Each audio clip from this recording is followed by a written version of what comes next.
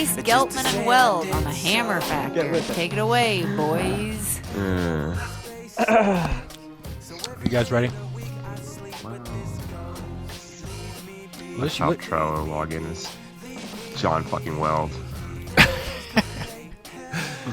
Man, all my passwords have some part of my dog's name in him who just died last week. So every time I log into anything, I'm like, oh man, Norbert.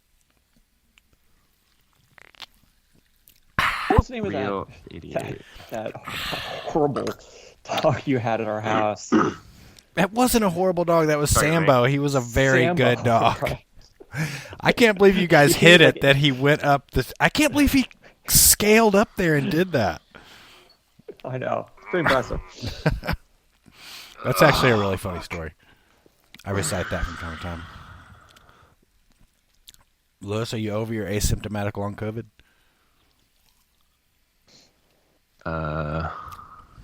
Seemingly. All right. Welcome to Hammer Factor, episode 88. This really is 88. My name is John Grace, producer at the show. I'd like to introduce my co-host, Lewis Geltman, policy director for the Outdoor Alliance, and John Weld, co-owner of Immersion Research. We've got a big show lined up, guys. We've got a report from the North Fork Championship. We've got Jennifer Chrimes on, who is the ladies champion out there. We've got Brian Miller and Landon Miller, both now world champions in Freestyle C1. And, yeah, we got listener mail, rants and raves, all the good stuff. What's so funny, Lewis? What's so funny? Nothing. What's so funny? What? Do I have something on my face or something?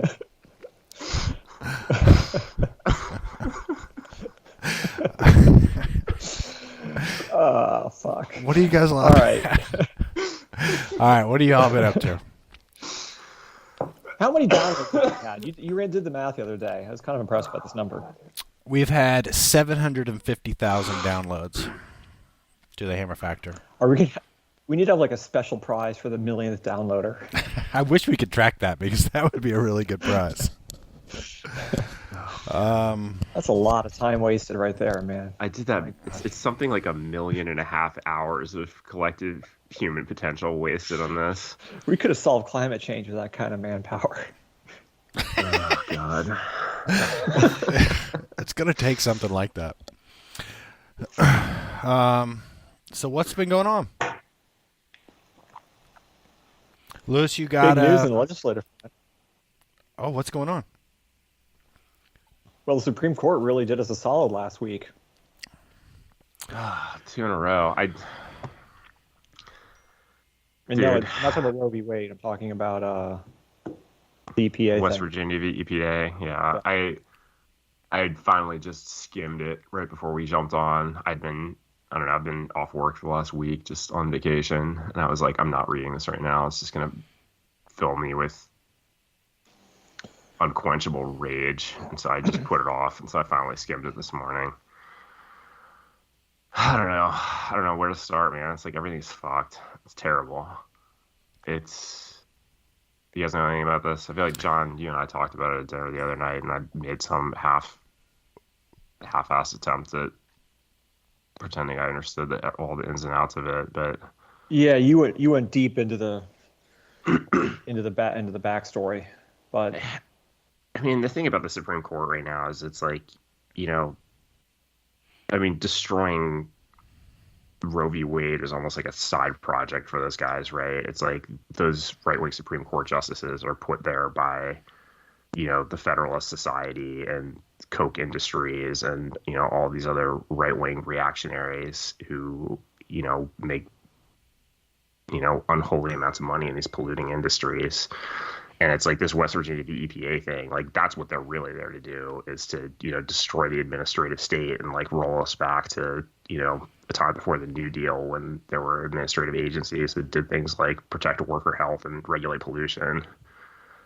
So, I mean, that's where this is all coming from. It's like, I mean, the case had to do with the authority of the EPA to regulate, emissions from power plants under the Clean Air Act, and it had to do with whether, they were basically required to regulate emissions reductions from a coal-powered plant, or if they could say we're regulating the entire electricity generation system, and you have to achieve these reductions that you're only going to be able to achieve by shifting from coal-fired power plants to natural gas or renewables. And the Supreme Court has basically made up this major questions doctrine, which is the idea that even though the Clean Air Act pretty clearly gives EPA the authority to do this, they said, well, this is like a pretty big deal and it's going to cost a lot of money. And so like you need, Congress has to be like extra super explicit that they want you to do what you're doing here. Otherwise you can't do it. And it's just this like, idea that they just made up out of whole cloth in order to just throw sand in the gears of us, addressing problems in a timely fashion. And it sucks. It's a big deal. And it's going to, have repercussions way beyond just the EPA and, our continued survival on Earth. There'll probably be plenty of other stuff too. So, doesn't make any sense. It does, but it's so over my head that it's hard for me to. I mean, but aren't there economic forces that no matter this is happening or not, like coal is just kind of outpaced by natural gas and other for elements? Sure. Anyway. And I mean, that was part of what was so. Yeah, for sure. And that was part of what was so crazy about this case is that it was all about the Obama administration's Clean Power Plan, which never went into effect. And the emissions reductions have already been achieved through market forces. So, I mean, the Supreme Court was even hearing this case to begin with is crazy because there's no live controversy. It's like the thing is dead.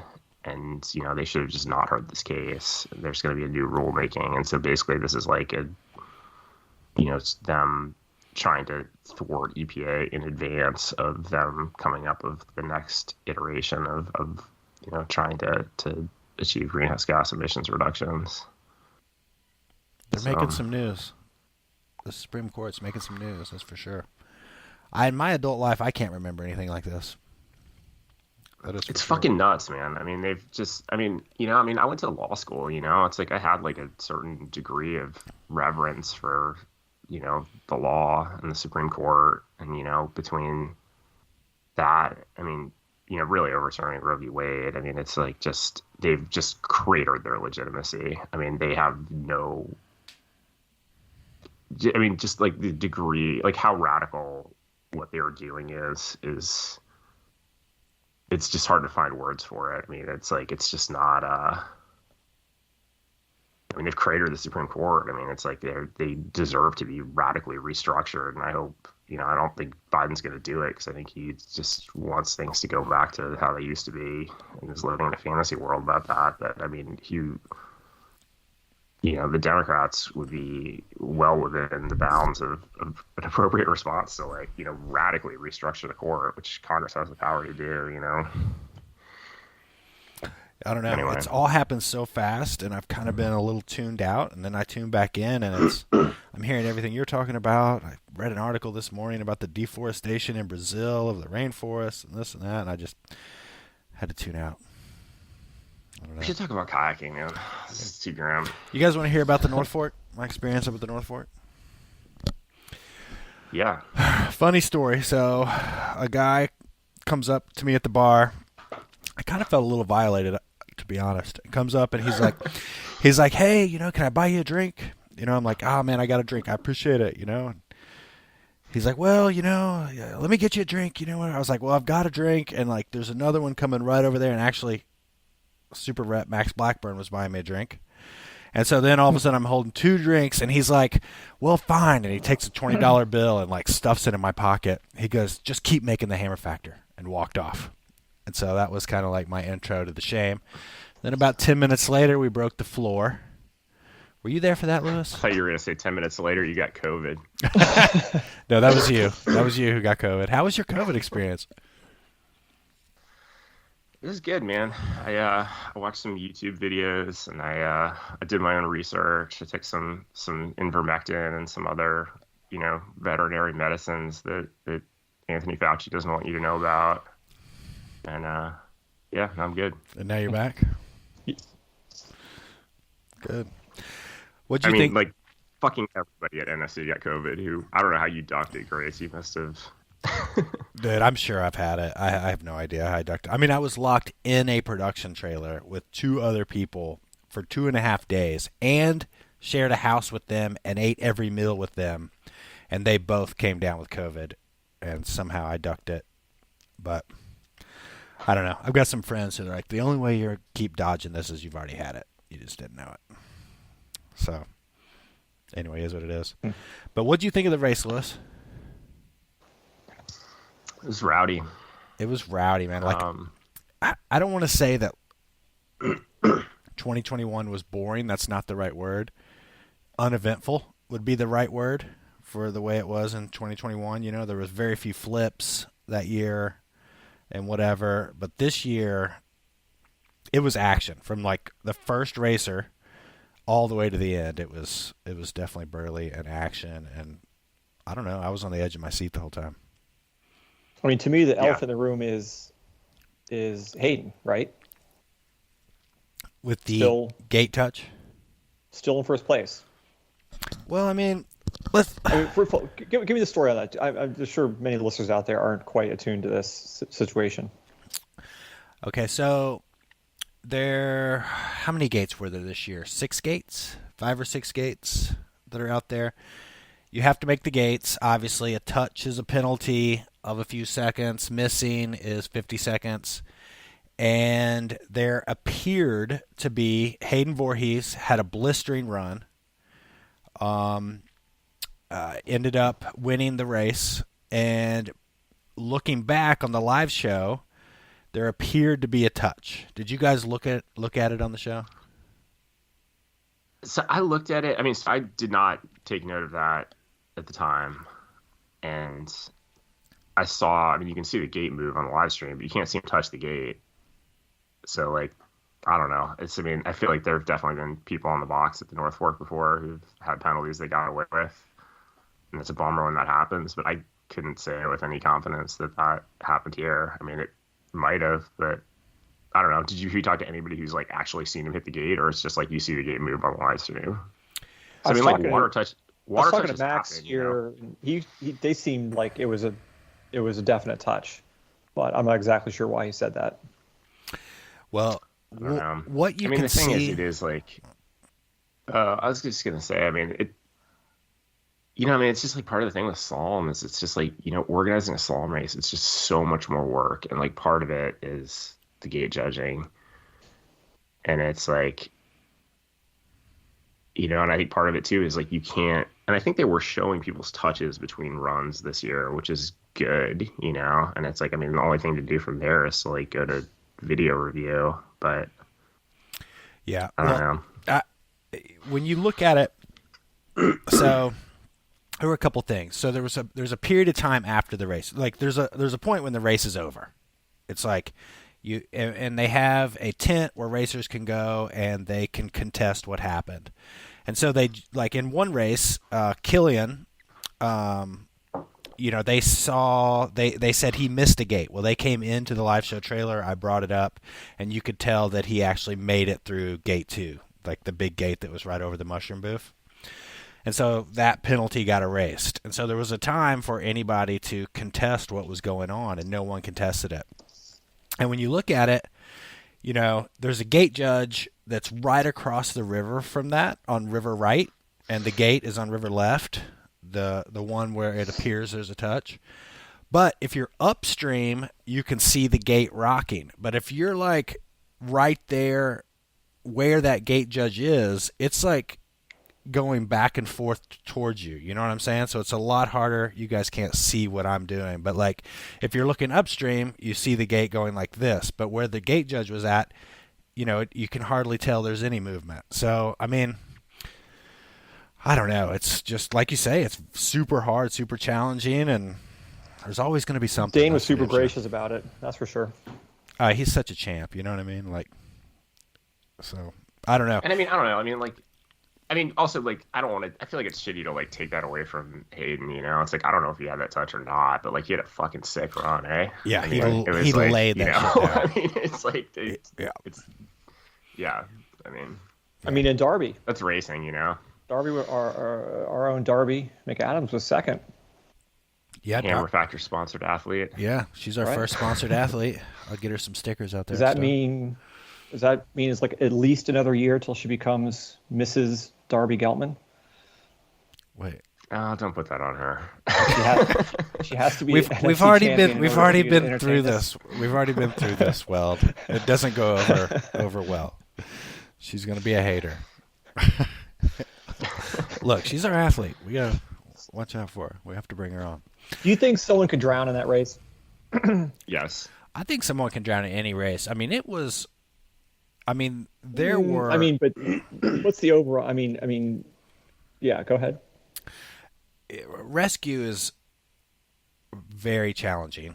I mean, and they have a ton of safety, but you're going to take a long swim. It's going to be brutal, and just being upside down there. That's all I ever think about and the amount of time that people were upside down in the race this year. It really. I mean, I don't scare easy, but it was kind of scary. Trepidation was high. I'll just say that for sure.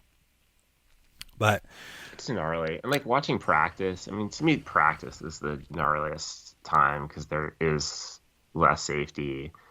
And it's just like, I feel like almost everybody finds himself in the course of practicing for that race, like having to do some like really high consequence dealing, just like taking a big surf or being upside down, like somewhere you really don't want to be upside down, or like getting right banked at rodeo hole, or just like whatever it might be. And it's just, I don't know, it's scary to watch. It was early. There's no doubt. And I think what a lot of people, if you've been to the North Fork and you've seen Jacob's Ladder, it's one thing to run it, but if you're having to make these moves like into the burliest section of them, it's a totally different thing. You know what I mean? Like you can pick your way through there at 2,500 CFS and have some consistency, but when you have to hit all of those different gates, it's definitely, the one in Rock Drop and then the one in Taffy Pooler, and it's like, those are hard moves, and you're going right into the beefiest part of the river. So props to all the athletes who went out there and did it. That Quake booth, there were some big surfs in that hole. Big surfs. And then it's like, you come out here right above Rock Drop. Jen came out of that surf, who we're about to talk to here in a bit, but you could see she looked beat. I mean, she came into that next eddy on the left, and she just looked like she was trying to catch her breath. You know what I mean? I could feel it, Yeah. And then having to do that surf on top of that, right? I mean, that's pretty gutsy. You know what I mean? Like, I'm not sure if I mean, dude, she went to war for that, That was... And she got a clean run out of that, didn't she? Mm-hmm. I think that was the only clean girls run, wasn't it? I think so. That's right. Yeah. Anyway, props to her. One thing I really like about the North Fork Championship this year is that no one would have picked, in my opinion, maybe there were people out there who would have picked it, that Jen and Hayden would have won that race. I love that. I want to do a Stikine River stage race. All right, so this is going to be the next event that the Hammer Factor puts together. So you just basically take away. Let me get out before you get sued. No, this would be sick. So you take your 3 days of the Stikine, and then you have groups of 4. You start them in like 1 minute intervals, and they have to do the whole. I don't know. It'd be about 2 hours of paddling each day. Oh God, that sounds awful. Including sights ed. That could be like a bonus points. You know what I mean? A bonus point. Yeah, that could be like whoever runs sights ed wins. Well, whoever does it the fastest wins. They get like bonus points for their teams. Yeah. Why are you to boat across town through sights ed? That would even make more sense. I'm not quite ready for that. We'll have to do it a couple times before we go to that level. But I'm telling you, it's totally doable. Right level. Can we before we just sail on past this again for like the third show in a row, can we talk about this boater in this area who's making weird safety decisions? Geltman shaking his head. I think we 100% should. No. Censorship is un-American, Lewis. It's not censorship. It's just a better idea not to talk about it. Really? Why? Yeah. What's the reason?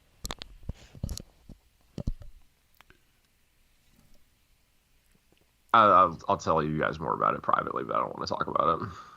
Even if this person remains anonymous. Yeah. Gosh. All right. This is like the deep state taking over the Hammer Factor here. That's what I'm telling you. That's right. We discussed this, Grace. Know, you think it's interesting, right? I mean, I think it's an interesting situation. I think it's fully interesting, and I mean, I just have. I think the problem is the person who's involved, not so much what they're doing. Well, I don't know. We'll put Okay. a poll. Right. We'll put a poll up and send us an email. You say yes, talk about it. Put a or a no with Lewis's name next to it, and then we'll go from there. And we'll let our listeners decide if they want us to talk about it. Because I'm just saying, if like Scott Lindgren was doing this, it would be a whole different story. He'd be like a champion of expression. You would not. We would be warrior god. We would be ripping defiant to the end. What's that? No, it's just stop. Let's move on. All right. Well, when we get Brian and Landon on here, they're supposed to get on here a little bit. Can we just break the news to them and like get their opinion? And then maybe I'll edit that part out if it's too obnoxious, and then we'll let the listeners decide.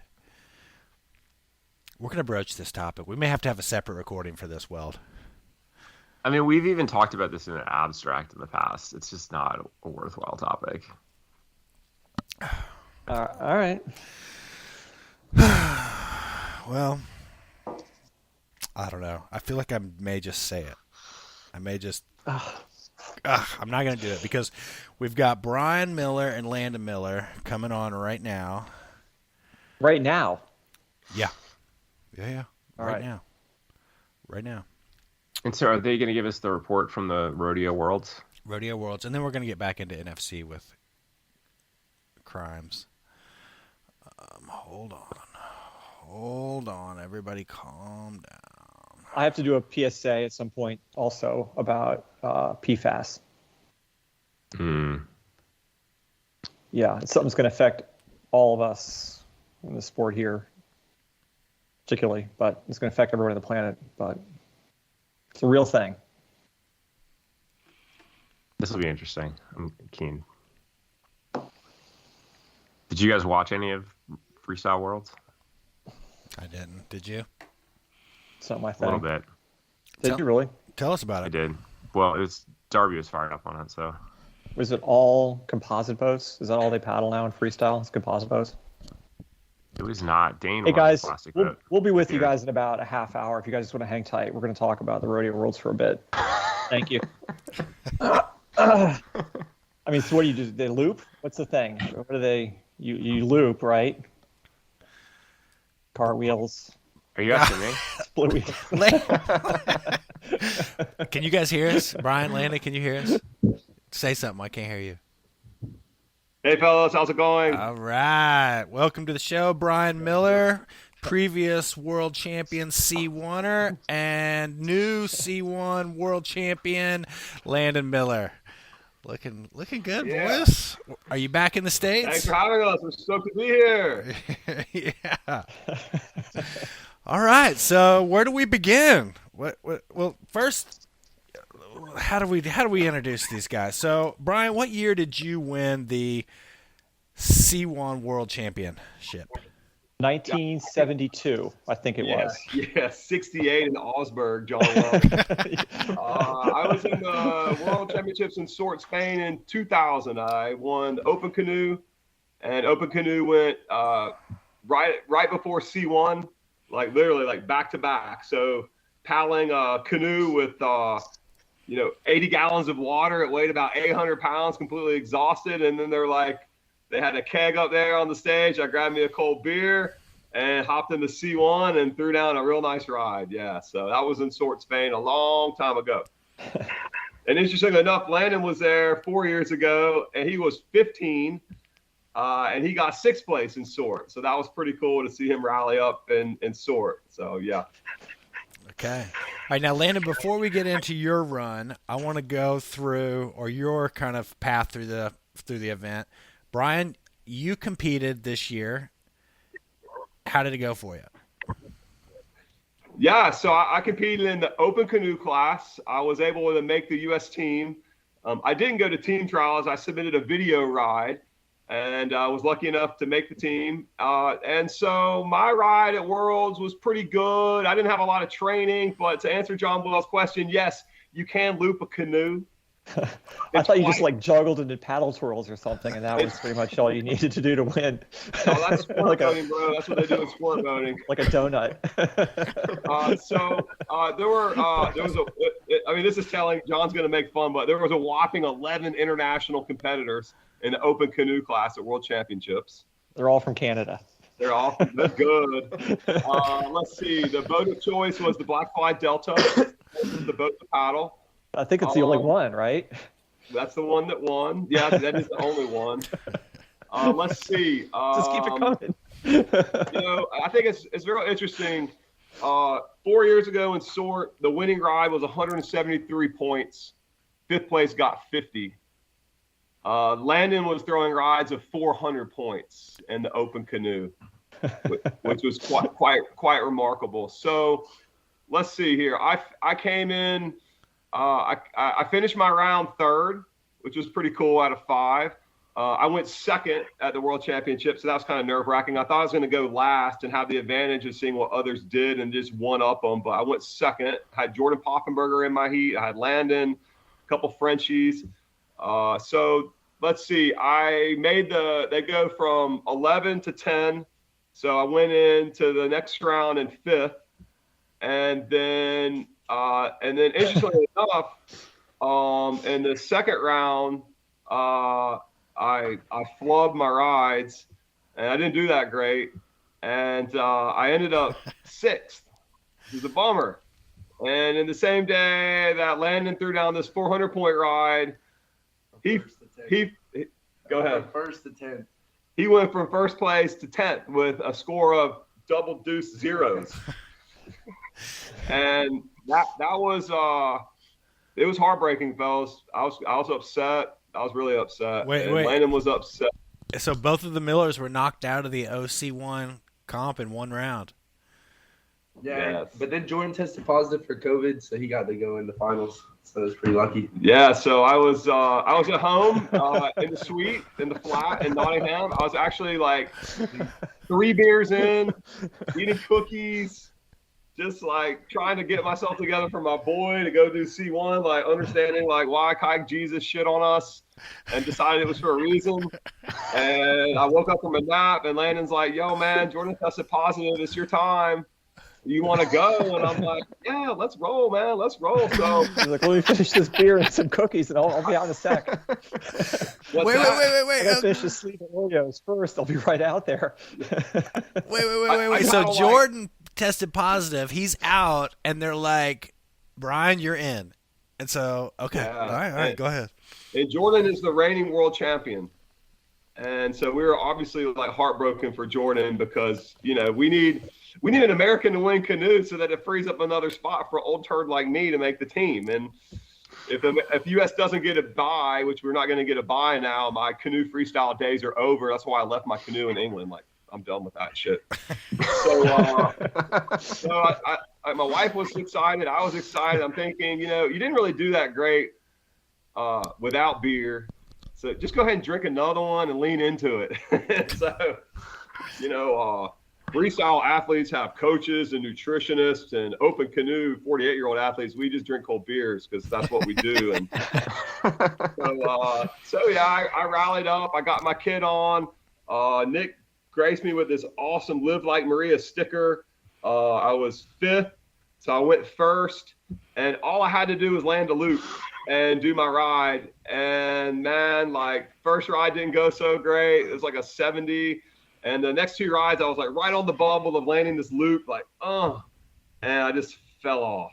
I was like, oh man. So, but Landon was there cheering me on, and Teo was cheering me on. Corey Sheehan was cheering me on, and so I ended up getting I ended up getting fourth.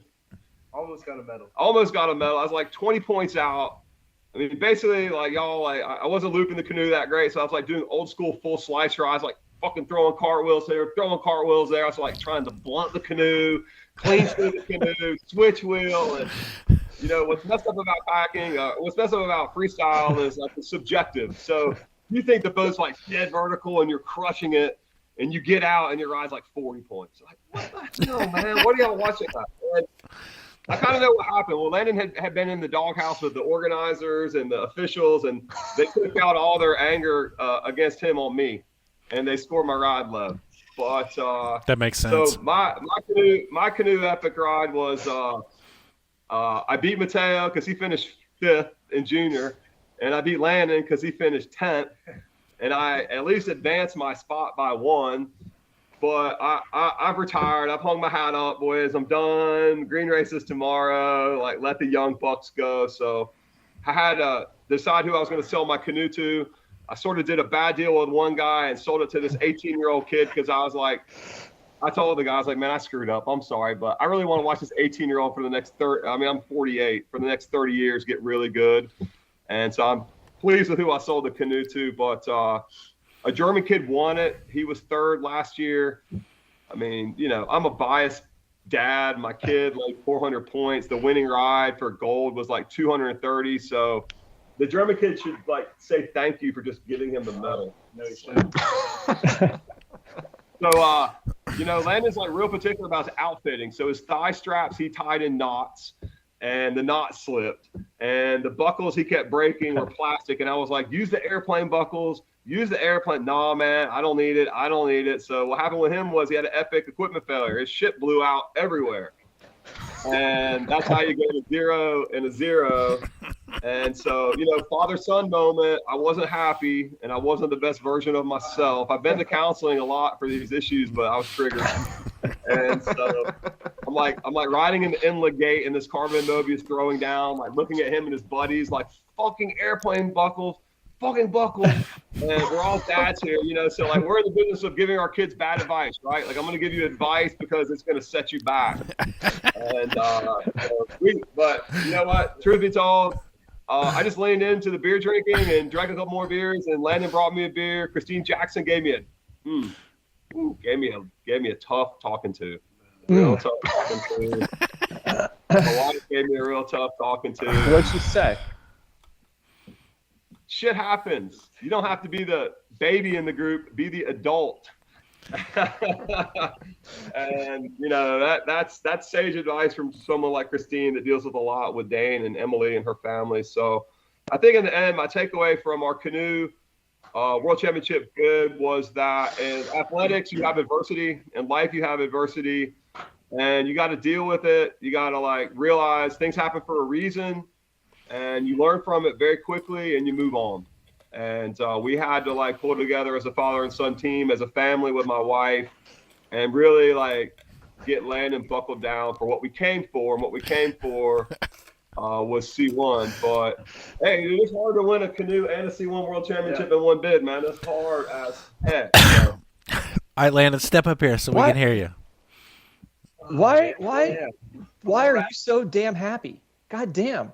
You look the happiest looking dude I've ever Look at seen this. in my Look at life. he's got his gold medal around his neck, dude. He's smiling ear to ear. All right, so tell me about your series of rounds, Landon. Were you like a favorite? Were you winning heats? Like, how did it all go? You know, so I was there 2 weeks before the competition. Almost every day before then, I was getting yelled at. So I was kind of on everyone's bad list, but I kind of went along with it, laughed about it, and like, you know, just made friends with people. What were you doing to get on people's bad list exactly? There's a bridge above Inlet, and Teo and a couple of the Spain kids, we were like flipping off of it, and one day one guy didn't like it, so he came and cussed us out, and we were just running around and not doing like, I don't know. Snappy video though, they were doing like double backflips with no life jackets in Inlet. It was sick, man. They did not like it. So I'm trying to imagine living with these two. Can you? Dude, I went on a Grand Canyon trip with these guys in January. It was freaking brilliant. Your wife must have like it's just like. All right, go on, Landon. Go on. But they didn't really like the fact that we were like pushing the limits, you know. But pretty much it came to the time where it was like time to compete, and like we just like had to get in the mindset to go. And New didn't go that well, so I knew I had C1 still on the table, so I knew I had to do well in that to like prove myself. And like going into finals, I was second, so I wasn't first, which I wanted to be in, so I could go last. But I was okay because it put the pressure on the guy who came in first. And that was really important to me. It was like put pressure on people, get in people's head. So not get in my head. I was all happy because I made finals. I didn't make finals in sort. All these other guys are like trying to like do it. It's their local spot. So it was good. I didn't have a lot of pressure. It was more fun. That's why I was smiling so much. That's why I'm still smiling. We had a lot of British athletes, and the British canoeing was really behind their athletes. And the reason Landon was getting in trouble was because he was getting the envelope as far as practice. You guys are like. Couldn't be more different than your typical British athlete group. I'm trying to imagine something the complete opposite. Before the hole opened, I'd be like down there getting yelled at 8. They'd be like, "Get off the water." We just keep paddling, keep practicing. So like Landon was laying down like solid 950-point rides time and time again, and the Brit guy laid down an epic like 1,050-point ride, 10-14. He put it on Facebook. And Landon has a lot of respect for this cat, but we knew that if that was the ride of his life, that he, we do a lot of analytics, man. We quantify these rides, like, is this the mean or is this guy an outlier? And we kind of decided that was an outlier ride. It wouldn't be replicated again. And so Landon has some great coaches, and you could talk a little bit about who was helping you out. Yeah, like I had Mason Hargrove, and he was good because he won Junior World, so he kind of has the mental mindset of like how to like what tricks to do at that certain time to like lay it out. I also had Clay Wright. He was helping me get my rides together. So it was good. Like when I was there, I never really laid my best ride down. Like I had more in the tank. That's why I was kind of like, I was more like pissed off in my head because on my third ride, I wanted to break 1,000, but it was in there like 916. But, I was in first. I couldn't really complain. So I didn't break the 1,000-point barrier. It's still there. It's still there for me. So what was the score on your winning ride? It was a 993, but in prelims I hit 996. So what were the Brits' reaction after you won it? I think they were pretty pissed. They were not happy at all. They were definitely pissed. Yeah, and you got to remember, like in the finals, you had the Brit with a 1,000-point ride. You had Tom Dole from France. He's the reigning C1 world champion from Sort. He was third in kayak. You had Dane Jackson, that was the reigning kayak world champion. So it wasn't like you had a guy with a 1,000-point ride. So it wasn't like you had some slouches. The competition was stacked. And for example, like if you don't do an entry move, you're not going to be competitive. The junior kayakers, I'm sure John Wells been doing this forever. They're doing like entry wing over McNasties. Like it's one thing to do a wing over into McNasty. So yeah, Landon had to really get it together to throw down a good ride. And we had a little adversity in that round too. Why don't you tell them what happened? Yeah, so I did my first ride, laid down at 980. All the guys were freaking out in their heads because the next highest score was like an 830. And then I like walked up, put my boat down, walked to the side of the river to watch, and my strap was undone when I came back. Yeah, it was undone. And I was like, it could have just fallen out, but I knew if it had fallen out, it would have fallen out while I was walking up. So like, you don't really know. Are you saying someone messed with your gear? It was sabotage. It was sabotage. It was Christine Jackson. He also stole my gear. I think it was the Brits. I was told to be like, just to be vanilla. Like I was just told to sit on the grass and not cheer. Yeah. So I was like drinking some beer, taking a little couple shots of tequila, and Landon's walking up after a second ride, and he's like, "Let's go." And we have a repair kit right standby. And Teo grabs the screwdriver, and we're up there like fiddling with Landon has snowboard bindings that he ratchets himself in, and we're fiddling with the screwdriver. And as a dad, like looking back, I'm like, that second ride was angry, and he stomped it down. And I kind of figured out that the setback of the equipment again after canoe, Lando got this massive bolus of like adrenaline. and anger. And when you look at that ride, you can tell that it's another level of where he was at. And so he used that. John Grace is laughing. He used that to his advantage. I mean, the old chip on your shoulder, but it worked, right? Yeah, like I scored my whole ride. It only took me 35 seconds, and then I flew up the last 10 seconds. So I could have broken the 1,000 point, but I went for it all, and I should have just stuck with like a normal trick to break it. How does the C1 scores size up against the kayak scores? So Dane's final kayak score was a 1640, 1660. What do they have that you guys don't in the toolkit for those kind of points? They do phonics. They can do a phonics each side. They can space both sides. Can you guys do something that they can't in a C1? I mean, obviously there's a lot of leverage on one side. I was always going for the Jedi flip, which is like it's a C1 based trick invented by Jordan Poppenberger, and no one does it. So when I did it in prelims, I landed it, and they'd never seen it done in comp. Like no one had ever scored it. So they gave me way lower. They gave me 2 out of 3 judges scored it, and it should have been all 3. So it's kind of like, I don't know. I also do an offside lunar, and it's like I take the bow and I get all this massive pop, and the kayakers can't really do that because they don't.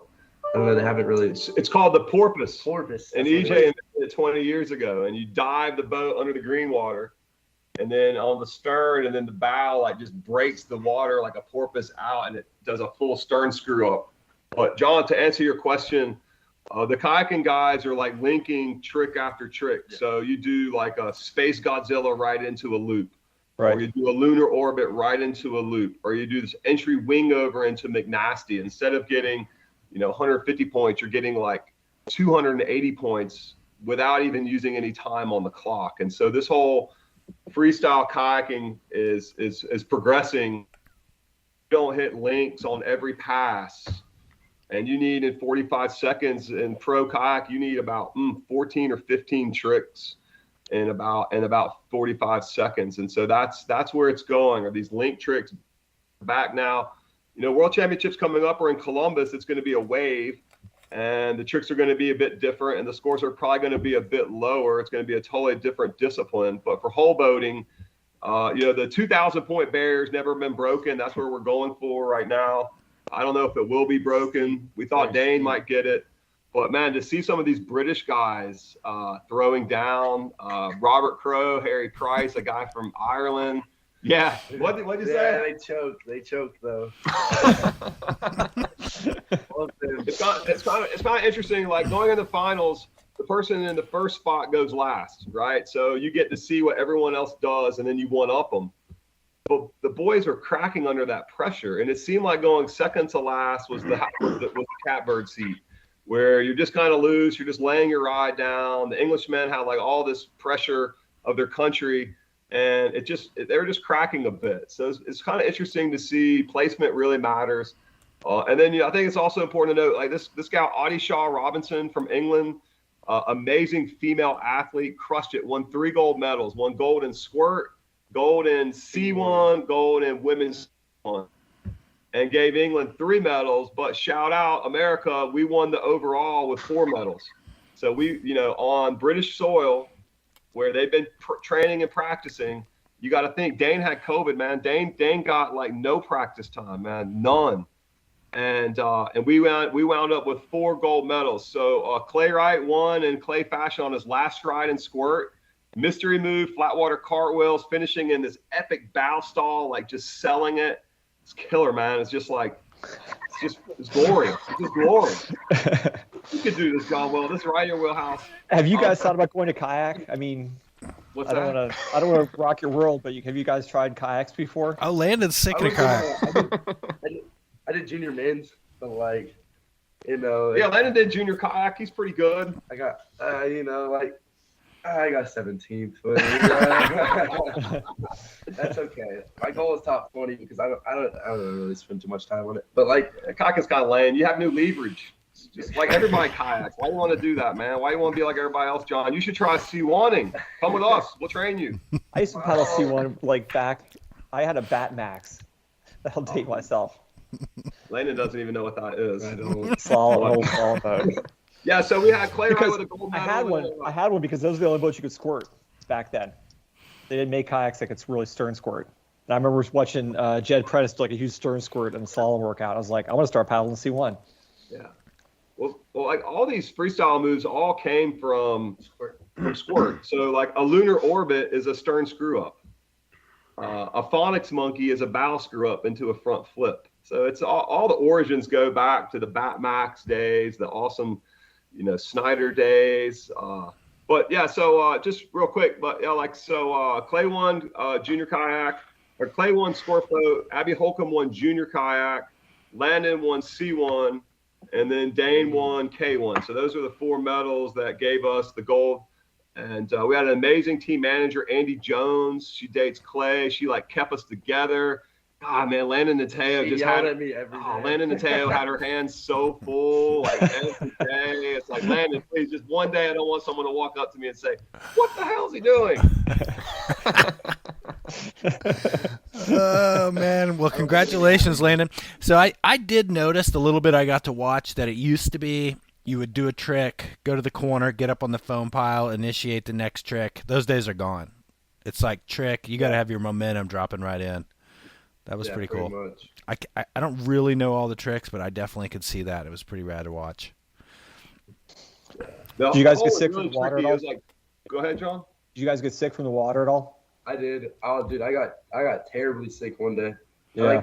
I practiced one day in OC1 and just took a big old gulp and just I was sick for the whole next day. It was terrible. What were I your remember symptoms? Carrie used to race over there, and I was just throwing up all day. I had the shits too. The protocol is there. You wash all your gear. You drink a Coke or you take a shot of whiskey. You don't eat anything. You don't want any of that. It's called Trent belly. You don't want any of that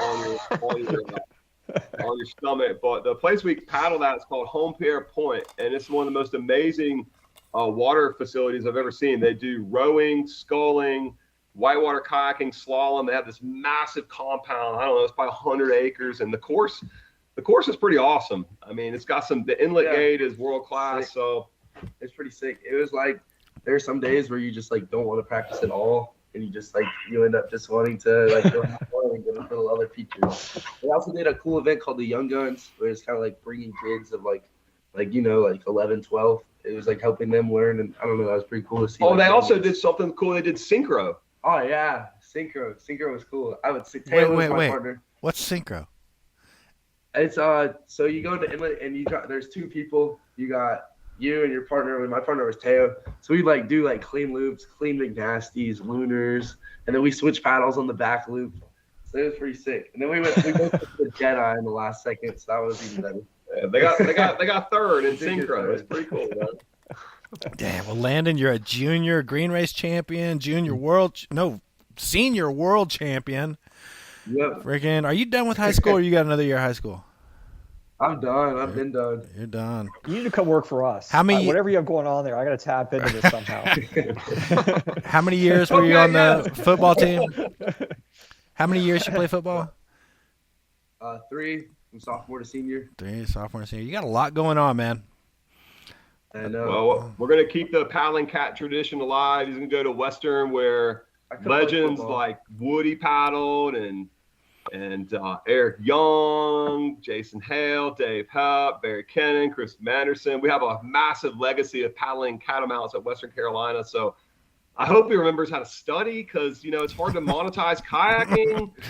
Homework, you're gonna study a bit. I hope so. You got to get smart, man. Brilliant, boys, brilliant.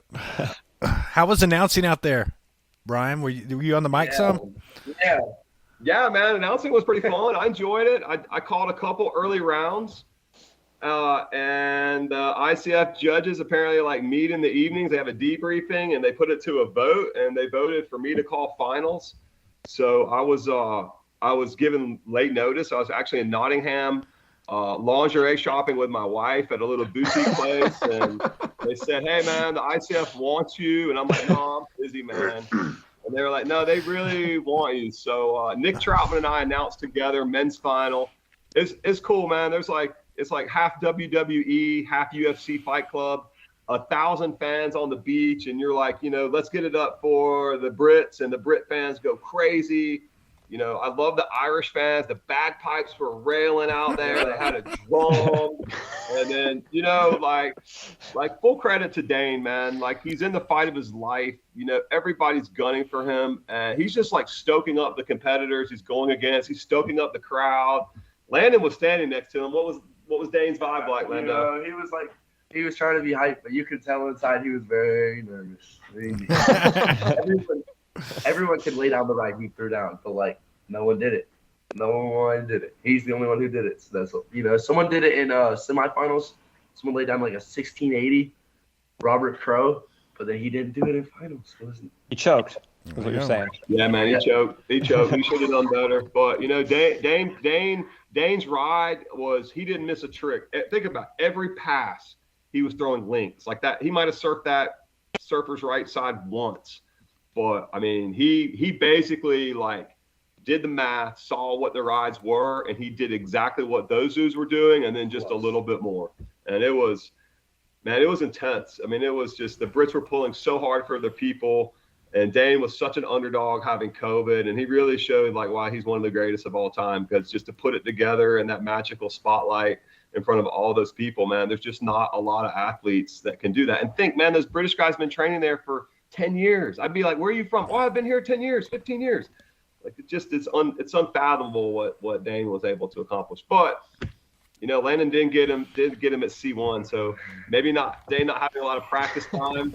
Dane didn't have a lot of practice time in C1. It probably helped us out. But, in the mornings we would get up and it would be like, EJ, Dane, Emily, Nick, Landon, and I all on the water hanging out at like 8 a.m. So, those of us that paddle like you guys, that's what we do, man. And like after canoe, we just went paddling. And before C1, we just went paddling, and, we shred together and we stay together. And that's the bond that brings us all as one, whether you're winning or not. And, the other thing is, there's so many people that lose. But in the end, every athlete there represented their country. Right? They were selected to represent their country. Their families were there. Their friends were there. So the vibe was like really stoked, and everyone was like really, really kind and gracious. And there was so much love. There was so much love there. It was really special to be a part of. Hell yeah, boys. Well, congratulations, Landon. You got some stuff to work on, Brian, for next year. And yeah, man. Yeah. Green races tomorrow. Yeah, that is time to start thinking about that shit. All right. Yeah. All right, boys. Well, you got anything else for the Millers here? We're probably going to go on down the show. Can I shout out some sponsors? Yeah, come on. Shout them out. Come on. Shout out Narcissist, Sunglasses. Shout out Haichu, Winter Paddles, and Jackson. And Level 6. Low IR shout out. Put that in there, too. That's all right. He's a businessman, boys. He's a businessman. You got to chase the money. I got to chase the money. Thank y'all. Thank you. I give you guys a hard time. You guys are awesome, man. You guys are incredible. Cheers, boys. Congrats. Thanks. Bam. Moving. Thank you, Hammer. Peace out. See you, Millers. You guys. And look at that. Moving right on cue. We have North Fork champion Jennifer Chrimes on the show. Can you hear us, Jen? Hi. All right. I can. Can you hear me? I can't hear you. Awesome. Well, we just had some of the American boys who were out at the Freestyle event out in Britain on, and that was kind of a mess. What'd you guys think of that? I don't know what to make energy, of that. man. That was awesome. Seriously. So Jennifer, I don't think I've ever paddled with you or met you, and I don't think I even knew your name. Am I saying it right, Chrimes? Yeah, Your that's last correct. name? Okay, until the North Fork Championship, and you just kind of blew it out of the water there, so to speak. So tell us a little bit about yourself. Where are you from? Where are you at now? Kind of introduce yourself to our listeners and to me. So I'm from the UK. I grew up in Nottingham, kayaking on the whitewater course there. I started my kayaking career in freestyle, and I've kind of been through the motions. I've done some sprint and marathon. I did some high kneeling sprint for a while, and then eventually made it into whitewater when I was mid-20s, and haven't really looked back since. And now I'm in Squamish, working away, trying to get my PR here. I love it up here and I want to stay. So, yeah. Were this venue where they just had the freestyle championship? You've spent a bunch of time there, I imagine. Yep, that's my hometown. That's where I grew up. Did you ever get sick paddling there? Yeah, you get really sick once or twice, but then you're kind of immune forever. It kind of sets you up well for going to like South America and stuff. So, yeah. Yeah, that was something that we just figured out with the boys. So, is this your first time ever competing at the NFC? No, I think someone told me it was my 5th time. I've lost count. So yeah, I think I've been there 4 or 5 times now. And so, and you were on the box the high water year. Yeah, the first or one year of the they high had water years. an actual female category. I think I finished 3rd that year. what was the level You start that paddling year? whitewater. Sorry, What's that? Sorry, John. What was the level that year? Your first year, Jen. I think it was about 3,000, $3,000. Okay. So fairly similar to what it was this year, I guess. So you started paddling whitewater in your 20s, you said, right? I mean, in terms of, distinguishing from freestyle, like you started paddling freestyle earlier, Mm-hmm. and then started paddling whitewater in earnest in your 20s, and now you won the North Fork. I mean, that's an amazing accomplishment. I'd say most people who are winning that, certainly competing that race, paddling since they were little kids, you know. Yeah, I mean, I learned to roll a kayak when I was 7, and yeah, my brother's been a freestyle paddler since I can remember, and I've been around whitewater for a really long time, so I'm really comfortable on whitewater. Yeah, no joke. I mean, so is that course? I mean, I look at it, I think it's terrifying, right? I mean, when you go to race something like that, the days leading up to it, I mean, what's it like to prepare for that kind of race and actually sit down and get ready to go through Jacobs on race day? Yeah, I guess it's a tough race. So I wasn't voted in and I didn't qualify last year. So for me, the main race was just qualifying. So I kind of poured a lot of my energy into focusing on that part. And I didn't even know I'd be racing Jakes until 2 days before the actual race. So yeah, I guess like most of my energy went into focusing on the qualies, and then kind of 2 days before the race, I was like, oh, okay, I've got to do this now. And yeah, just it's a mixed blessing. Yeah. So actually I practiced not that much on Jakes. You know, I just had the Friday to practice. And yeah, I could do some more practice. But, you know, the week we got there before the race, it was super high and there wasn't many people rallying laps down Jakes because it was at like $5,000. Right. So yeah, we were just focusing on S-bend and trying to get that dialed in. So the move of the race was you doing that loop in that hole, right? Yeah, can we talk about the loop heard around the world here? If you've watched the video commentary, about a second before you do it, the announcers are talking about your experience in freestyle and how it's going to come into play. I think one of the guys, as soon as you drop it, one of the guys says, "Oh, this isn't going to be pretty." Were you at that moment? When you both started point upstream, were you like, "I'm going to loop this thing," or did it just kind of happen? Well, in my head, I was kind of thinking like, if I can get my boat pointing upstream, then I've got this little trick where sometimes I just dip the nose in, and then if you lean backwards, you can you can get your boat away from the main pit.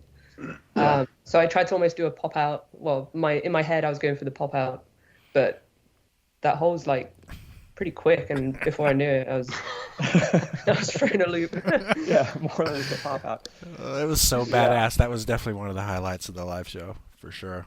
Yeah. So like, what was your vibe on that run? Because like, I know that was not the run you had in your head, right? But like, you went to war, right? And like, just like stuck with it and like got it done, you know? like how are you feeling about that? Like when that? Yeah, I mean, obviously that's not a run I wanted to win on. I don't, you know, I think I got pretty lucky that everybody else was having a super hard time that day as well. Because that wasn't a winning run, and no one surfs every single hole in Jakes, and and wind. I think I just But the difference, you served every single hole and made all the gates, right? And there's something said for that, because you after that loop, you went into the eddy on the left, and I don't know. I mean, from my perspective, it looked like you were really. I mean, obviously you're tired. I can see it coming into the upstream. But you kind of shake it off and you go into that ferry, you know what I mean? And I mean, not like kind of, right? Like, I mean, yeah, you went for it. There might have been like a half a stroke of like rest in there, but like if it were you or me, well, we would have been like in fetal position on the shore. I would be crawling up the bank. That's it. Can we just? I don't know. I've got big into this thing called breathing in the last couple of years, and when I was in rock driving, I just tried to take as many deep breaths as I could before hitting the next feature, and yeah, I just wanted to get to the bottom of the race course and make it down. So yeah. Back up a little bit and just kind of go through both your runs for us here, because I'm sure some people haven't seen them. We're talking about the live show, and we've seen it. So, I mean, you kicked the whole race off. Like, the race starts with you. So let's just kind of back up to that moment. Like, are you fired up, or you're like, I can't believe I'm doing this, or is it like, just let me at it? Like, talk us through it. So many mixed emotions. I'm scared. I feel like a lot of pressure kicking the whole competition off. Yeah, kind of. I don't know. It was a weird situation to be in. I won qualifications, but still ended up going first off the ramp. Yeah, how did that happen? I think it was because the other girl that qualified decided not to race. So, and then they somehow, like, I don't know why. I thought qualifications would be seeding for the final, but apparently if you're voted in or if you get pre-selected, then that automatically ranks you higher. Okay. So, yeah. So you're launching. Yeah. And then a question I have in regards to that is, in terms of the equipment, I've always felt like for a lot of the women paddlers, the boat weight compared to body weight has to come into play. I mean, I'm watching, you launch off the Quaker booth, and thinking, if your boat weighed 10 pounds less, that would make all the difference in the world there in terms of completing that course. I mean, do you think that's a thing? I mean, yes and no. I think it is for some females, but personally, like, I'm pretty tall and I'm not exceptionally light, and I paddle quite a small boat. Like, I paddle the Letman Granite, and I think that's the equivalent of the Stout in terms of volume. So it's on a smaller scale. And I think it fits me pretty well. And yeah, I like go to the gym and stuff to make sure I can throw that thing around. So I don't think it makes a huge difference to me. Yeah, because I watch like Noria paddle, and I watch her paddling these boats for 60 pounds, or whatever. And I'm thinking there has to be there has to be disadvantage to that in some capacity, Yeah, for sure. I find on a river, like girls compared to guys, I guess I'm always preempting my moves a lot more than the guys are, I guess. They've got a lot more muscle to get out of things, and I'm trying to like read what's coming up and trying to predict a bit more. Well, it's funny. I feel like at the North Fork too, you almost see the opposite of what you were saying there, John, where like, I feel like some of the past years where like that move at Rodeo Hole was, they'd really send you like right through the meat of that thing. And you'd see people who were just like, if that person just had like weighed 40 more pounds, they would have made it through that hole, like whoever it was. And then you can see some of the like biggest dudes who were like built like linebackers, take a line that, somebody who weighed, 50 pounds less, like it just wouldn't have worked. Yeah. So it's like, I definitely think it's kind of double-edged sword, But I watched like a whole bunch of really great women paddlers really have a hard time with that course. And I'm wondering, is there equipment? I mean, should there be a different race course for women? That doesn't seem right either. I don't know. Is there something to fix here or not? I don't think so. I mean, well, no? we can ask Jen that question. I don't think we needed a different race course. For sure, the race course was hard, and it helps to be strong, but I don't necessarily think we need one. I know that I can paddle that course better than I did. Right. Yeah, for me, I just need to deal with my competition head more than my paddling ability. Yeah. Right. Yeah, for sure. It's also like I kind of think it's, part of it too is like the field is so big in the men's class that like, there's 80 possible runs or 60 possible runs for somebody to really lace it. And like in the women's class, there's 6 women's, there's like 12 possible runs for somebody to really like lace it. And like there are dudes, who are really, really sick paddlers who didn't make the gates on either run for sure, Right. It's just that hard. Yeah, it was hard. It was hard. I mean, the rapids hard, but the gates were hard. They were in tough locations. I mean, the ferry there at Rock Drop was no joke, for sure. So, Jim, what's your stomping grounds there in Squamish? Where do you normally paddle, and what's it like up there? Yeah, it's a really cool area. There's a bunch of really sweet rivers up here. Right in Squamish, we've got the Ashley and Fair Canyon. And then if you go up to Whistler, we've got the Cheakamus and the Callahan, which run pretty consistently through the summer. So yeah, I spend most of my time ripping laps on them, and yeah, it's good. What do you do for a living there? Callahan still Richter? Callahan's a good level right now, and we've got the Callahan race coming up this weekend. Should be a good time. Who are you racing with? Yeah, I will be racing. I think my partner this year is going to be Brian Berger. So, damn.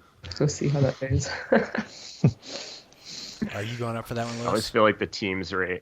I was going to go this last weekend, but then it got postponed a week, so I think I'm out this year, sadly. But the Callahan race is kind of one of my favorites. It's just good vibes up there.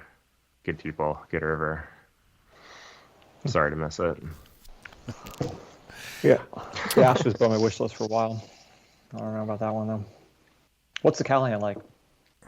It's awesome. Yeah, it's sweet. It's a class 5. It's got a 15-foot, 20-foot waterfall on it, and a rapid called ODB, which has changed a little bit this year to make it a bit spicier. Lots of people are getting surfed in there and worked. So it's pretty entertaining. I haven't been up to the Ashley since they had releases on it. They still have like a scheduled release on the Ashley, don't they? Yep. So they schedule it through March. I think it's March, and then it's August and September. Okay, and then it just does its thing in the summertime. Summertime you can catch overflow. It's pretty rare to catch it, but you can. Okay. I think at the minute it's just a bit scary because there's lots of new wood getting shifted around in there. What's your winter like up there, Jen? Like when are you kind of like, can you paddle?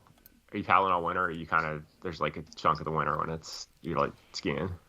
Yeah, there's a chunk of the winter where you wouldn't really kayak. The rivers are super low, and even if they were in, you'd struggle to get to them just because of the snow. But yeah, I try and do a trip in the winter, somewhere nice and hot. Try and escape it. I like skiing, but it's not my main sport, so it's nice to get away. But there's a lot of fall kayaking when the rain bumps the rivers up. So you can kind of paddle through to the end of November, and then the snow kind of settles in, and then you can't really get on the rivers again until, I don't know, I guess February, March time. What brought you out there? I came here on a working holiday visa like 4 years ago, and just loved it. Loved the kayaking. I had friends here. It's an awesome time. Just so much to do on and off the water. Yeah, I loved it. Fell in love with it. So yeah, came back and trying to get my PR. How do you make a living out there? What do you do for a living? At the minute, I'm working 2 jobs. I'm serving in a restaurant to try and get my PR. And I also do marketing and design for a stand-up paddleboard company. Sicko. And so is kayaking your main sport, your main fix? I see some mountain bikes there behind you. Yeah, kayaking's my main sport, but I'm really enjoying mountain biking. I hope kayaking's your main sport, because if it's not, watch out on a bicycle. Yeah, seriously. Oh no, it was awesome. I I was blown away. Not that you were an underdog, but it was cool to see you just go out there and crush. So. Yeah, where you been, Grace? You don't know about Jen? I mean, I'm in a cave, you know what I mean? So, I got some kids. What other stories you got for us, you go Jen? win green race. John's not going to take note. Right, first green race. Yeah, you're going to have to come out east. Then we can talk about it. Have you ever been paddling on the East Coast? I'm not, no. Oh. The West is best, right? The East is the beast. No, it's too good out there. You're in the spot. That's for sure, Jen. No doubt about it. Well, what's next for you? What do you got planned? I mean, obviously Callahan race, but... Yeah, Callahan race is next on the list, and then I'm kind of stuck grinding for the next little while. Just trying to work on my hours for this PR, but the Stikine is definitely on my list. That's hopefully somewhere I'm going to make it happen this year. And then after that, I'm not sure.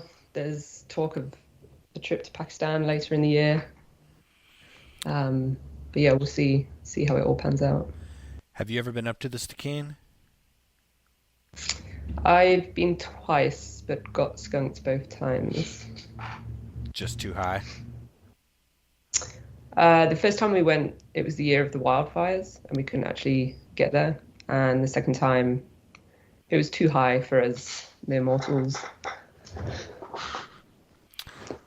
I'm just going to look right now and see what it's running right now. Have you been checking the race? It's too high right now. I bet it's like 1,600 QMAX right now.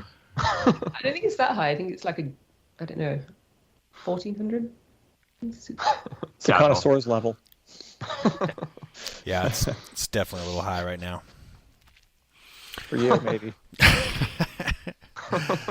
Boys, do you have anything else for North Fork Champion? No, congrats though. We were talking about, Gel and I went out to dinner the night, we were talking about it for about a half hour. So it's exciting. Thank you. Yeah. Congrats.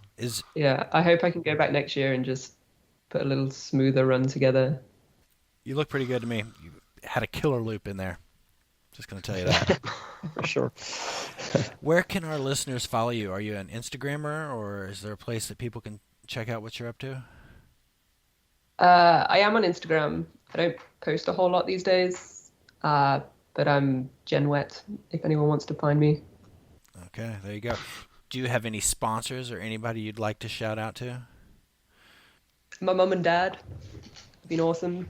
Jochen at Letman has always supported me. And yeah, my friends here, I couldn't do it without the crew of people that I went to the Norfolk with. They're all awesome. Joachim Letman was at my wedding. Oh, nice. Believe it or not. Seriously? Yeah. That dates me a little bit. We got married in Jen, the 30s. did you guys get COVID at NFC? Oh yeah, I got COVID. Everyone that went from BC got COVID. Everyone everywhere got COVID, I think, right? God, I have no idea how I ducked it. Literally, I have no clue. Well, I'm glad you're on the up and up. Did you get sick? I was pretty sick, but bounced back real quick, so that's good. Nice. Well, congratulations, and thank you for taking the time to come on the show. And Yeah, thanks, Jen. You guys. yeah, good luck in the Callahan race. Thanks. Bye-bye. Later, Jen. Bye. Such a humble slayer. Totally. All right, we got to wrap things up here. We have viewer mail. PFAS. I got to do my PFAS thing. Yeah, let's hear about PFAS. Are we going to talk about the thing that can't be talked about, or are we going to wait to see what the listeners think about talking about what shall not be spoken of? Okay. All right. We'll move on. Lewis just gave us the grouchy face. All right. Yeah. Tell us about PFAS. What's I've never next? heard of this PFAS. You were going to tell us about PFAS. PFAS. PFAS. PFAS. It stands for I gotta make sure I get this right. Polyfluoroalkyl. Stuff. Anyway, yeah, stuff. I just know it as PFAS. Yeah, PFAS is these fluorocarbons that are in, like, the way we would most often see it would be in water repellent finishes on rain gear or dry tops or dry suits, right? So like if you buy pretty much any piece of outdoor gear that could get wet, for many decades, people have been spraying. We all here? That was weird. Yeah, that was weird. Yeah. Manufacturers have been spraying a durable water repellent finish on the fabric, the outside of the fabric, and that's what makes water beat up on the surface of things like a dry top or dry suit. There's some misconceptions out there that this actually makes the garment waterproof. It doesn't, because customers call and be like, my waterproofing came off and my jacket's wetting out. That's not what's happening. That water repellent finish is coming off and it's making the water soak into the yarn. It doesn't really mean that it doesn't mean the jacket's not waterproof anymore, but it does mean it won't breathe anywhere near as well. And in fact, when the yarn wets out, especially if it's cold, it really condensates inside a jacket. But as it turns out, the chemicals in these water repellent finishes are terrible. They're cold forever chemicals, and they're in a lot of things. You'd find them like not only in water repellent finishes, but cookware, like Teflon cookware. You'd find it like in popcorn bags. You'd find it like in upholstery, like Scotchgard type stuff. And we're just starting to learn. I mean, I suspect that people out there know how bad these things really are, and they're terrible, and they don't go away. And people are going into like ski hills and digging a foot of soil and finding, like a foot down deep, there's still PFAS, and they're finding PFAS and these fluorocarbons in people's bloodstreams everywhere. And it's I think it's something that a lot of people don't know about right now, but I think over the next year or so, it's going to blow up. And in fact, the state of California and I think New York and Maine are looking at outlawing the production and or sale of products that have these PFAS chemicals in them, which would mean, as a manufacturer, I think everyone in paddle sports will immediately stop using durable water repellent finishes on their garments. I don't think that's a huge deal. I mean, your jackets are going to wet out and they won't seem quite as dry because of the condensation on the inside of the suit and just not going to breathe as well. But it's a small price to pay.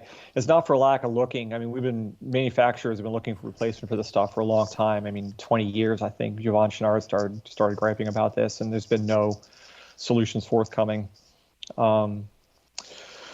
But it's a real thing, and it's going to affect all of your outdoor gear. And I think we're at a tipping point where it's just about to become a big, big deal. The more I look into this, the more I realize how bad it is. And in fact, I've been talking with some of our manufacturers in our sport, like Kokatad. We've been talking with them about it, and kind of what we're going to do as an industry. But it's a mess for sure. And you'd share with me that this is also an integral component of Gore-Tex. Yeah, so there's two different basic camps of waterproof breathable laminates out there. One are Teflon based laminates like Gore-Tex, and the other ones are polyurethane based. We don't use a Teflon based one. Gore-Tex laminates are Teflon based. Gore-Tex had a patent on that until the mid 90s, but you can go out and get Teflon based laminates from any number of mills right now. But the obstacle that Gore-Tex has is that these fluorocarbons are inherent in the Gore laminate itself. It's not just the waterproof coating on the outside of it. And I think Gore has a roadmap to eliminating these in their product lineup, but it's a steeper road for that product for sure. Like I don't want to speak out of school here, but I do know that it's a more of a tricky situation for products with Teflon in it. And so knowing how bad this stuff. So when you say it's bad, is it like what specifically are the effects? Like it's like a human health issue. It's an environmental issue. It's both. It's human health issue because there's PFAS. These fluorocarbons are everywhere and they're really pervasive, like and they don't really dissolve. I think cancer causing a lot of reproductive issues, stuff like that. So there's still there's just a lot of speculation, and I do think there's going to be some pretty scary news about this stuff coming out in the next year or so. Like really scary news. And so are you, I mean, I assume you're making plans to eliminate this entirely. Of course. Yeah. And what it'll mean is you'll see our products as soon as we possibly can not have water repellent finishes on it. And it won't just be us. It'll be every outdoor brand you could think of. You know, for no other reason, because they're going to be illegal. You know, you can't be in business if you can't sell products in California. You know, or nor should we, you know, but that goes above and beyond the fact we shouldn't be using the stuff anyway. So it's just yeah. So when you say little heads up, when you say they're finding these PFAS in like the slopes of ski areas and whatever, it's just like radiating from their clothes into the ground. I think in that case it's coming off their ski wax, if I were to take a guess. Okay. Yeah, and like I think the Ski Racing Association banned all PFAS based waxes and in their products years ago, for that reason. But that's just a drop in the bucket. Wow. It's, you know, and like I said, it's not just outerwear. I mean, this stuff's in a lot of different products that we use every single day. But well, that's definitely something I've never heard of. Like I said, I think we're at a point where it's not like we need any more bad news, but I think most people are going to hear about this here soon. Did you guys see that Hydrojet video I sent you? Nice segue. Yeah, it's horrible. It had all the charm of like someone blowing their leaf blower at 6:30 in the morning outside your house. Did you see the video, Geltman? I saw the preview and I then did not watch it because it's some guy in like a fishing boat and it's like it's like shooting out across the water. It's horrible. And go ahead and make your sales pitch for this. Did you see how fast he was going, dude? Let's get a jet ski. You should dig through his Instagram there. He's got some cool designs that are definitely going to be the future. Yeah, I'll definitely dig into that. Should we get into some listener mail here? I think it's badass. I mean, you sent me a long email explaining how this will never happen, and I said it's going to be here within 3 years, and you said no way. So, what's that? E-powered whitewater kayak. Well, my point is, who's making this? Like, who's doing the R&D right now on this? Dagger. What company? You think Dagger? It's going to integrate. Dagger's doing that kind of investment. They're integrating it with their fishing line and bringing it over. I'm telling you. Speaking of Dagger, this listener mail comes at us from Larry Boothby. Are you guys ready to get into this? I don't want to speak out of turn here. What's up, y'all? What the hell is going on with Dagger? Their boats are impossible to get, and I've spoken to people at 2 different retailers who are seriously frustrated with them right now. Is this a COVID thing, a supply chain thing, a combination of both, or is it Pelican throwing the whitewater community under the bus in favor of Walmart sit-on-tops? The last one, by the way, is getting legs. I've heard it a couple of times, but since you guys seem to have your fingers on the pulse of the whitewater world, I figured I would ask you. And what about the Scorch X? You started to say something about it during the last show, but you got waylaid with other things. Keep the shows coming, Larry Boothby. Well, I said my opinion. I think they're working on the first whitewater kayak. What do you guys think? I don't have any inside knowledge, but I do reserve the right, with 25 years of experience in this industry, to say that I have never seen a really good outcome for whitewater when whitewater companies get bought by bigger companies. But to answer the question, to be fair, who hasn't had delivery issues in the past year? I don't think it's fair to target them for that. Yeah, I got to say they seem like they've been no worse than anybody else. Seems yeah, fine. I mean, try buying a mountain bike right now. Forget about it. I got to give a shout out to Todd Wells, because Todd has taken over some of the work at Dagger. And in my work with them, he is the most responsive and best to communicate with and work with them over the past 20 years. Right. And to that point, I mean, when Dagger's working with people like Todd Wells, it says to me that they have not lost interest in whitewater. Yeah, I don't think they have either. A power move, right? I think 100%, but I'm just going to throw it out there. I was going to rave about Todd, but I already blew that one, so I got something else I can rave about. All right, thanks for that, Larry. Hey, beaters and bros. I wanted to share some of the most recent experience I've had at Whitewater Technology. This is a long email that comes at us over the course of January, February, March, April, all the way up into May. And this comes at us from Eli Nicholson. And anyway, he had some problems with new paddle company, Whitewater Technology. What do you guys think about this? Well, we have another email that says that they're still kicking it, still working on it. Yeah. So another guy, Eel Niston, or cryptically Justin Lee, sent us an email saying things were back on at Whitewater Technology. So we're going to have to get one of those guys on from the horse's mouth before we spread too much hearsay on this. It would be cool to see somebody else making whitewater paddles, for sure. I mean, it's interesting to me because the ecosystem for paddles in the U.S. is so fragile. You know, we're dependent on basically one manufacturer right now. And you can talk about these overseas manufacturers bringing paddles in, but that's not a long-term solution. You know what I mean?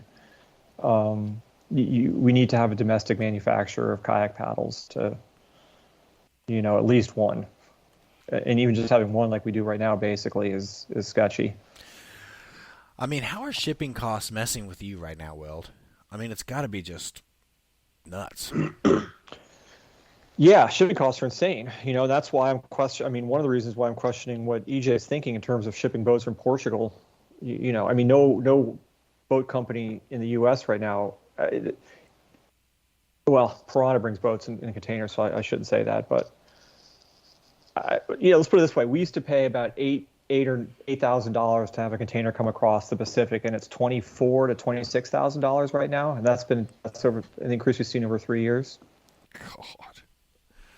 And it's got to be easier for you just because your products are like physically smaller than the kayak, right? I mean, like it's bad, but it's like you're spreading that cost out over a lot. Shipping paddles isn't necessarily the issue. The issue is having the in-house ability to do warranty and repairs and customer service. That's where it falls apart for paddles, right? Boats are a little bit different because they're big. You're shipping a whole bunch of air, and that's why, these boats, all these boat companies still rotomold boats in the U.S. is because it just makes no sense to put 14 boats in a container. That doesn't add up. You know what I mean?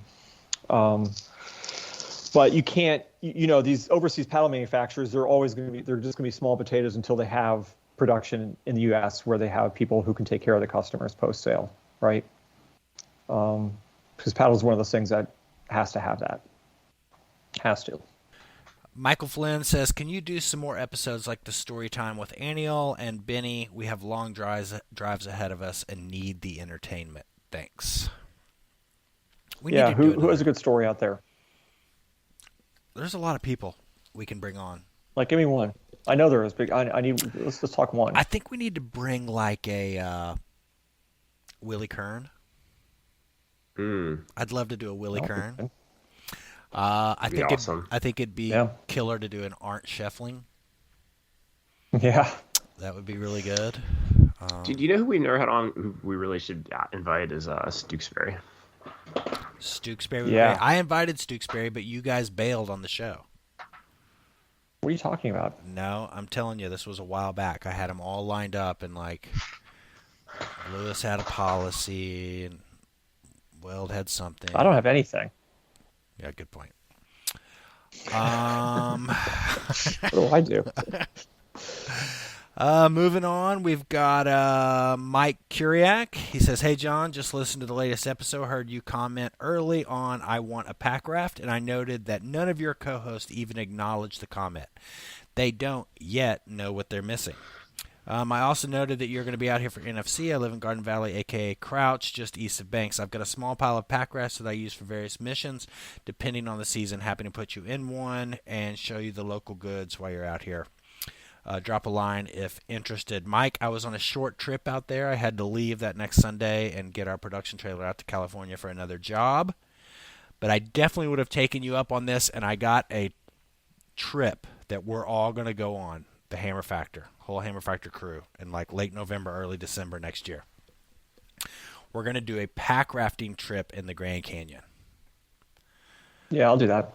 Sick. 1 week in, 1 week out. So check this out. So you don't need a permit to pack raft the Grand Canyon, but you can only go 5 miles a day or something like that. They have a limit on how many days you can go. So you'll just hike in at Hance, run all the big rapids over the course of like 3 or 4 days, Hermit, whatever, take out at Bass, hike out at Bass, and you'll just be able to do all these side hikes, get right in the meat of the canyon, run all the badass rapids, boom, in, out, 1 week, door to door, not have to deal with any permit.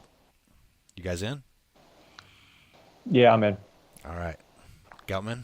I thought you were only allowed to go like 9 miles or 5 miles on the river. So Geltman's out. Per day. I'm in, Grace. Per day. Huh.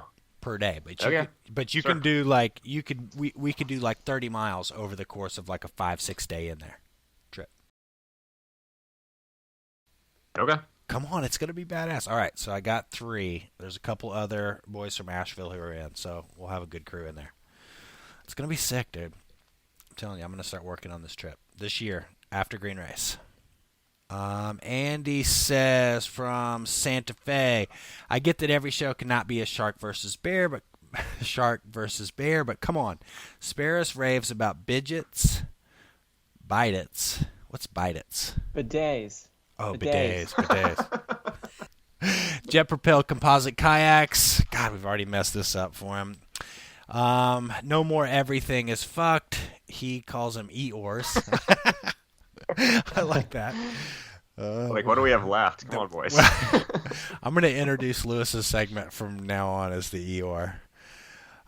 Bring back ABRG, interview some people who are actually kayaking awesome rivers, and get back to shaming people for not using ridiculous paddle links. And what is this top shelf business? If I have to pay $1,400 a month, I'm done. Please explain. Rant over. I absolutely love the show. Andy from Santa Fe. Andy, I don't know what to tell you. Keep listening. We'll do better. He's right. Maybe. He's right, because how can you beat shark versus bear? That was the high point. The high point of the show as we transitioned from statistics into shark versus bear, that 10 or 15 second overlap was... That was brilliant. 88 shows later, that was the pinnacle. That was definitely brilliant. I have very fond memories of that. One of these days, when I have some time, I'm just going to pull highlights from all the shows out and just post them. Yeah. Because there are some in there. I don't know what this one,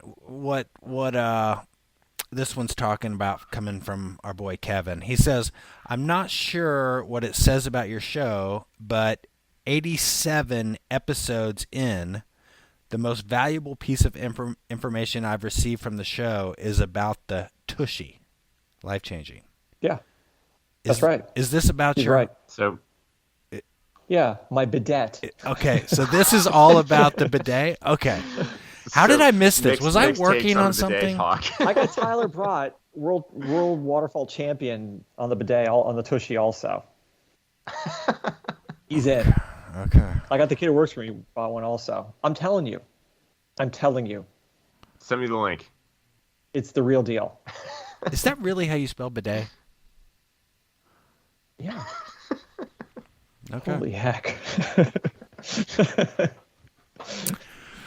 How'd you think you're supposed to spell it? I don't know. I thought it was like some O-E-U-X on the end or something, you know? That's the dough. That's something different.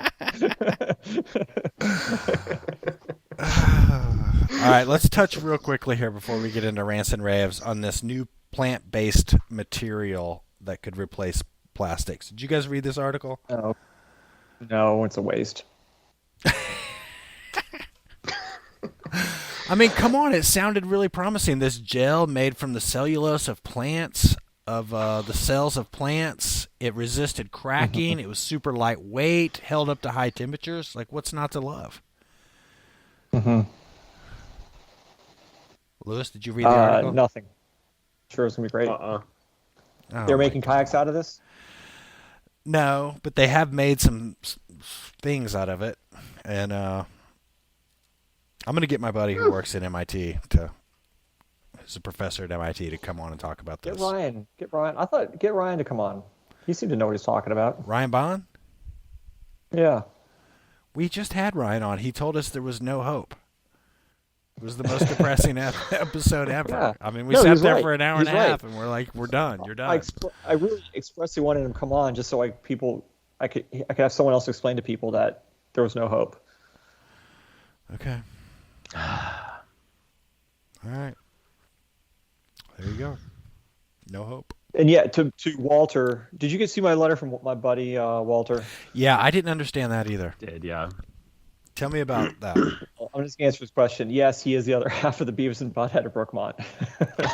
Gelman being one and Ryan being the other. I don't remember who was who in that equation, but yeah. All I saw from that email was Valley Mill.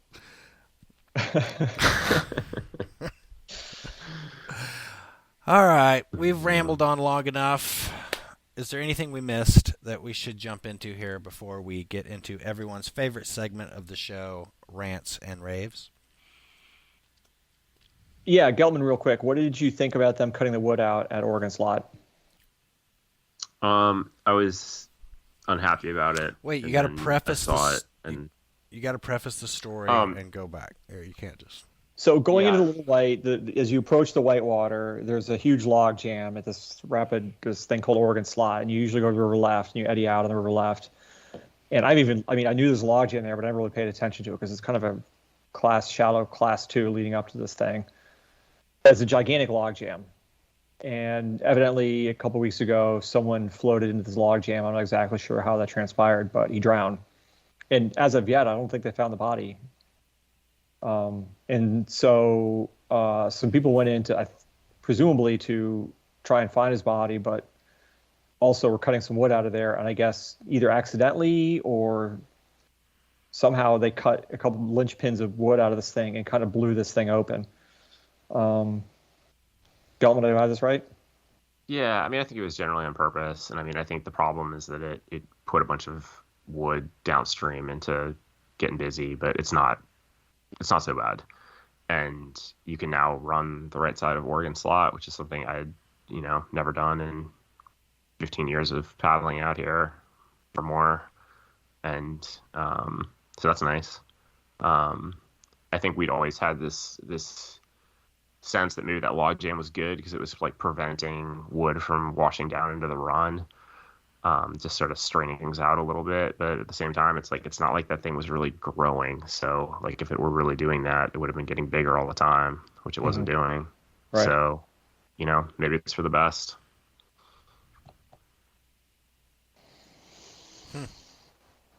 Yeah, it's a sad story. But yeah, Yeah, there's happened 2 up deaths there. on the Little White in a couple of weeks. One was a non-paddler.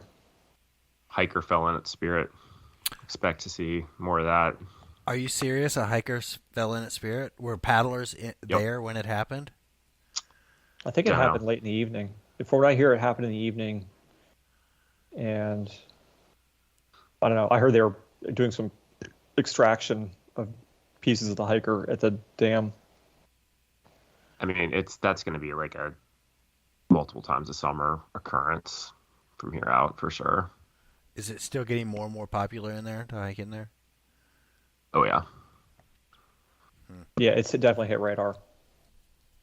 That's sad. Sad to hear that. All right, let's close it down, boys. Who's got a rant and who's got a rave? I'll lead us on. I've kind of got a weak rave here, but it's a good rave for me. So I took my oldest son, 8 years old, kayaking, whitewater kayaking for the first time in a hard boat, and he loved it. We went on this Class 2 section of the French Broad. I put him in a Scorch X with a 200-centimeter, 45-degree paddle, and he just crushed it the whole way down, and no spray skirt. And it was just awesome seeing his little self in that boat going over features and skipping rocks and doing inadvertent boofs and whatever. But that's not really my rave. My rave is... He looks good in those pictures you sent, man. Did you see his stroke? I mean, I don't want to brag, Yeah, I but was it like, was like, you look good, dude. Such a mistake. but this is You're gonna where- end up looking like Landon and Brian here in a couple of years. Oh, I can only hope to get there. But I'm not going to rave about that. I'm going to rave about the past 2 years since he was 6. He's paddled a ducky, like on the lower green. No stress, no worries. I don't really teach anything or whatnot. But going from the ducky into the kayak, he automatically knew how to control it. It wasn't spinning out on him, the whole 9 yards. So I'm just going to rave about teaching little kids in duckies before you ever put them in a hard boat. You probably need to start reserving your spot in world class now, the way it's filling up for the kayak program. I'm just saying. I heard that. I heard they had a banner year of applicants and had to actually turn people away. Yeah, Aiden, my couldn't get back in. I'm not sure if he's entirely committed to going back to the paddle school. He's in the biking thing, but he couldn't get. I don't think there's space for him. Is he going back to the bike school in the fall? Mm-hmm. Damn. Look at you. I know. Let's not talk about this right now. It's a whole other subject. Well, dude, I mean, you can't doubt that there's going to be a high demand for that. I mean, the public schools basically just shut down for a while, and then when they went back, it was kind of like just they got 2 more years before they figure it out again.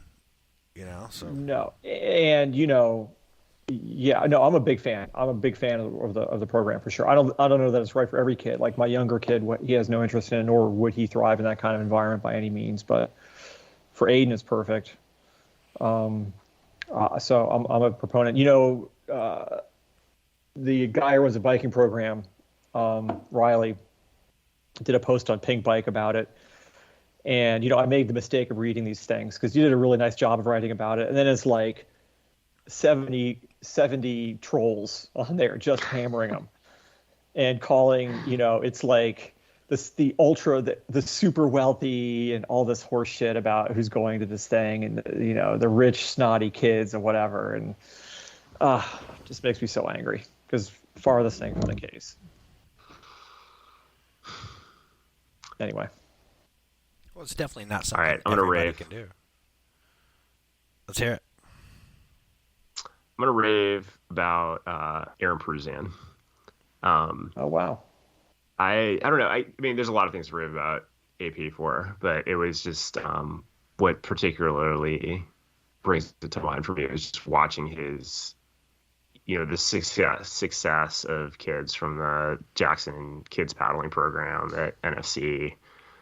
And, Aaron racing the qualifiers, like in his early 50s, like 2 of his sons raced, crushing, and just, seeing how stoked Aaron was to see like Owen and Wyatt Doyle and Team Ween. Yeah, Team Ween, Luke Landino, and like those guys were crushing, just like really, really raced well. And just I don't know, seeing Aaron's like enthusiasm for all of that, just like his pride in those boys, like it really I don't know, brings home how much joy there is to be had in like helping people coming up, and it made me want to do more of that. And it was just cool to see I don't know, the success that he's sort of spread into that community.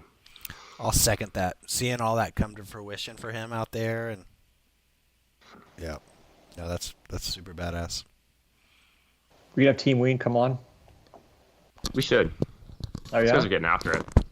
Oh, yeah, they are. It'd be good for us to have some people on who are, not 60. There's a good Gen rivalry. Xers, yeah. There's a good rivalry going on between the Voorhees brothers and the Doyle brothers right now.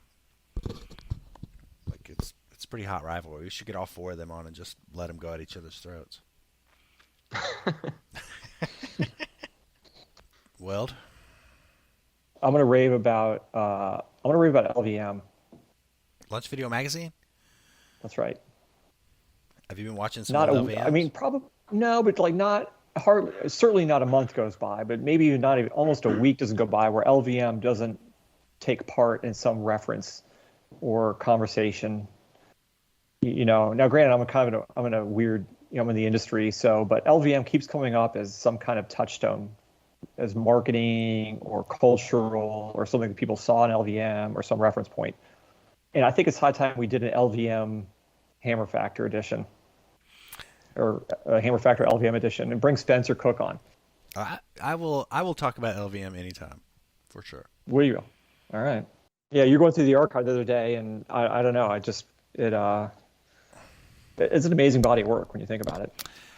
Yeah, it's like a very interesting, like, sort of transitional media genre, sort of pre-internet, but that like foretold the internet era in a lot of ways. Another guy I ran into the other day was Will Lyons. Slick Willie? What's he up to? Yeah, and he's telling me a story about the white pickup truck. Which white pickup truck? The cow? The one that I sold you that you never finished paying me for. That one. You know that's absolutely not the truth. I don't think so. You know that is absolutely not the truth. No, I still actually have the books. We have to keep books that, so I have the books to prove it too. I have the books to prove it as well. I'm sure you don't. But he used to have a great story about that truck breaking down. He was trying to hook up with some chick and him leaving you on the side of the road somewhere in Colorado. Does this all sound familiar? Yeah, all this really happened. Yeah, that was a great story. Will doesn't know it, but he was pretty much the end of LVM. Don't ever tell him that. He pretty much put the nail in the coffin. Well, if we do LVM retrospective, we can bring him on to be like the end cap. All right. Well, thank you for listening to episode 88. You got anything to add in there? Nick, I'll find your message from Idaho Rivers United because he gave me he's the guy who stuffed the $20 in my pocket. And he sent me an email of some badass things that Idaho Rivers United were working on, and I couldn't find it. I don't know where it's at. Oh, if you're listening the way, I think you can Venmo Geltman in my $6.33 from that 20. By the way, do you have our information? Did we already talk about this? We've already got a text chain. I can bring it back up if you want me to bring it back up. We've already got a chain about this. This is already settled. You guys owe me money. But having said that, I'll get that email. Big shout out to Nick and Idaho Rivers United. Those guys are badass. Bye-bye. All right.